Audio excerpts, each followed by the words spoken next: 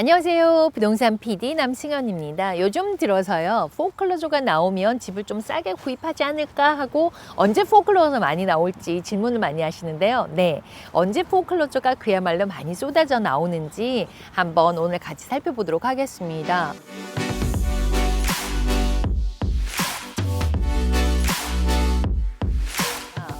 가장 최근으로 보면 부동산의 역사라고 할 수 있는 2008년 금융사태, 서브프라임의 사태인데요. 그땐 정말 엄청난 집값 폭락이 있었죠. 그래서 오늘은 그 포클로저에 대한 얘기를 좀 해보려고 합니다.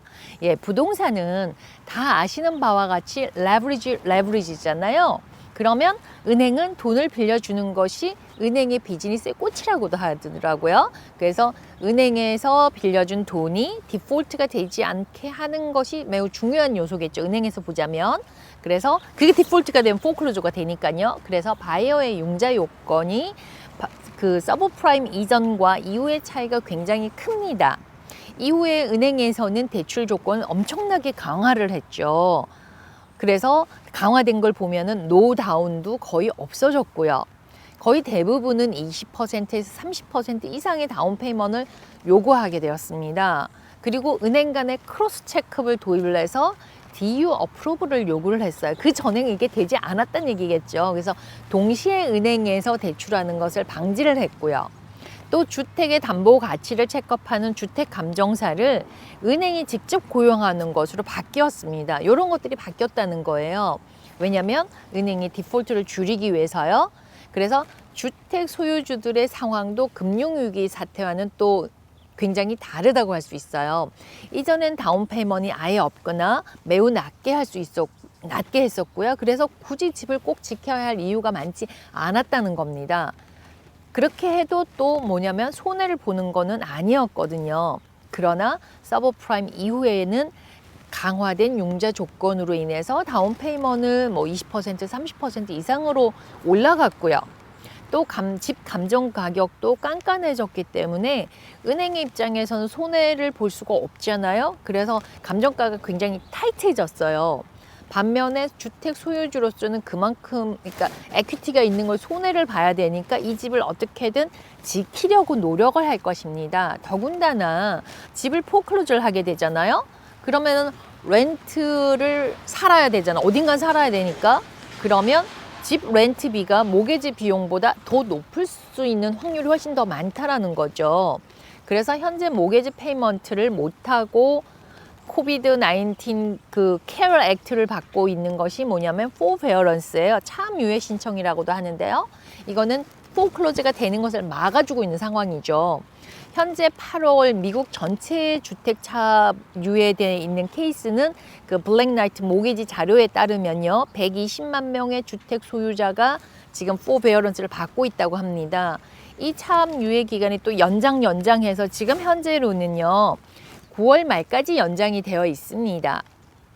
또 9월 말 되면 또 딜레이 될지도 모르죠. 주택 소유주들이 포클로즈를 하게 되는 가장 큰 이유는 모게지 페이먼트를 못하게 되는 경우입니다. 만약에 모게지 페이먼트를 못하게 되면 그 이유가 뭘까요? 생각해보면 인컴이 없으면 내가 페이먼트를 할 수가 없잖아요. 그래서 뭐 W2를 받든 10-9을 받든 이렇게 받는데 그걸 못 받게 되면은 실업률이 좀 높아진다고 해야 되나? 그렇게 되는 걸 거고요. 그 다음에 내가 이제 이런 고용인이 아니고 고용주라면은 경제적인 영향이나 뭐 비즈니스가 잘 안 돼서 페이먼트를 못하는 경우도 있을 겁니다. 이와 같이 소득이 감소를 하거나 또 소득이 제로가 되어서 경제적인 활동이 어려움이 생기면 모기지 페이먼트를 할 수 없게 되겠죠. 그러니까는 이와 같이 이렇게 실업률이 주택 시장에 끼치는 영향은 아주 크다고 할 수 있다는 거죠. 페이먼트를 못하니까요. 그 다음에 포베어런스 신청을 한 소유주들은 여러 가지 방법으로 페이먼트를 할 수 있는 선택사항이 있어요. 제가 그 유튜브 영상 35번에요. 그러니까 올려놨는데요. 그거 참조하시면 도움이 되실 거세요. 지금 현재 페이먼트를 못하고 계신다면. 네, 그리고 포클로저에 영향을 미치게 되는 또 크다란 요소 하나가 있죠. 이자율입니다. 이자율을 빼놓을 수가 없는데요. 이자율이 올라가면은 바이어의 페이먼트가 부담이 늘어나게 되니까 내가 집을 사고 싶은 그 수요가 하락을 하게 되면은 가격도 하락할 수 있다라는 거죠. 예, 그리고 요즘 뭐 이제 많이 들어보셨을 거예요. 테이프링을 한다는 얘기도 많이 하고요. 또 이렇게 테이프링을 하고 이자가 올라가고 또 실업률도 올라가면 집값이 내려가고 페이먼트를 못하게 되면은 포클로저가 나올 확률이 높아지게 됩니다. 이게 바이오 분들은 굉장히 원하시는 거겠죠?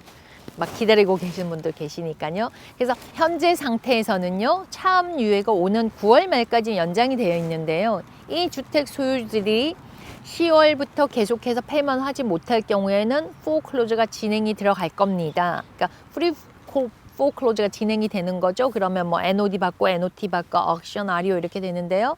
이렇게 진행이 실질적인 포클로저까지 가는 데는 1년 정도가 걸릴 걸로 보고요. 그러면 2022년 내년 가을경이 되면은 포클로저가 나올 것으로 예상을 해 봅니다.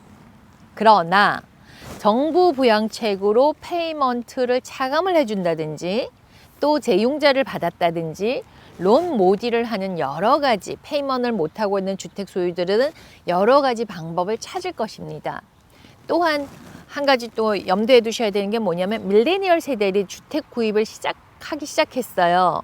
그래서 바이어의 수요는 계속해서 꾸준히 늘어날 것으로 보이거든요. 그래서 이걸 잘 정리를 해보셔야 되는데요. 간략하게 다시 이 부분들을 포인트만 정리를 해보도록 하겠습니다. 포클로저가 나오려면요, 적어도 1년 이상을 기다려 봐야 할 수 있다는 거고요. 그 다음에 이자율이나 실업률이 높아지면 포클로저 비율도 높아진다라는 거고요. 그래서 오늘은 포클로저가 언제 나오게 될지 또 얼마나 나오게 될지를 알아보았는데요. 포클로저에 관해서 더 궁금한 게 있으시면 저한테 이메일이나 문자를 주시면 제가 아는 대로 말씀을 드리도록 하겠습니다. 예, 포클로저 상황에 이렇게 포베어런스에 있으신 분들은 꼭 좀 전문가의 상담을 받으시는 걸 제가 적극 추천을 해드립니다. 네, 오늘은 여기까지고요. 지금까지 부동산 PD 남승연이었습니다. 감사합니다.